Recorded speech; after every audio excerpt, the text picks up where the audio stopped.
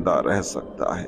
جی ہاں، وہی جسم جو تمہارے دماغ کو سانس مہیا کر رہا ہے، آکسیجن دے رہا ہے۔ بے مول پانی کے بنا کتنی دیر تم جی لو گے؟